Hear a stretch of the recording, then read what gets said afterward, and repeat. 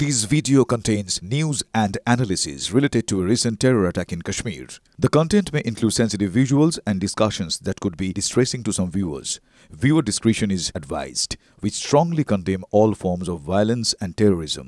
The purpose of the content is solely to inform and create awareness based on verified reports. Top quality और consistent performance के लिए सिर्फ silver pump नाम याद रखना। ঘরে ঘরে জন্মাচ্ছে সিঁদুর। সেনা অভিযানে আপ্লুত হয়ে নিজেদের সদ্যজাতদের নাম ঠিক এটাই রাখছেন বাবা মায়েরা। পহেলগাঁও হামলার পর ভারতের প্রত্যাঘাত, সেই দিন বৈশারণে প্রতিটি মহিলার মুছে যাওয়া সিঁদুরের প্রতিশোধ নিতেই অপারেশন সিঁদুর দিয়ে ময়দানে নামেন ভারতীয় সেনা। আর তারপর থেকেই দেশের একাধিক জায়গায় সদ্যজাত কন্যাদেরও নাম সিঁদুর রাখার ধুম পড়ে গিয়েছে বাবা মায়েদের মধ্যে। জানা গিয়েছে খোদ উত্তরপ্রদেশেই 17 জন সদ্যজাত কন্যা সন্তানের নাম সিঁদুর রেখেছেন তাদের বাবা মায়েরা। সর্বভারতীয় সংবাদ মাধ্যম পিটিআই সূত্রে খবর, সেখানকার কুশিনগর মেডিকেল কলেজে 9 থেকে 10 তারিখের মধ্যে জন্ম নেওয়া 17 জন নবজাতকের নামকরণ হয়েছে সিঁদুর।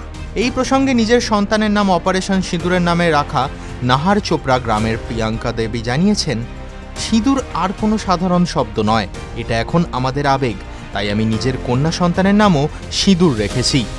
অন্যদিকে ভাতাহি গ্রামের বাসিন্দা ব্যাসমুনি বলছেন, আজ আমার ঘরে মেয়ে এসেছে, যার নাম আমি সিঁদুর রেখেছি। আমি আশা করি ও এই নামের মানে বুঝবে এবং দেশের জন্য কাজ করে যাবে।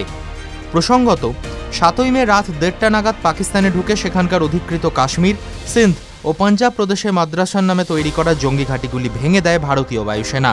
বাছাই করে মোট 9টি জঙ্গি ঘাঁটিতে হামলা চালানো হয়, খতম করা হয় শতাধিক সন্ত্রাসবাদীকে। এই হামলায় শেষ হয়ে যায় জৈশ প্রধান জঙ্গি মাসুদ আজহারের গোটা পরিবার। TV9 Bangla digital.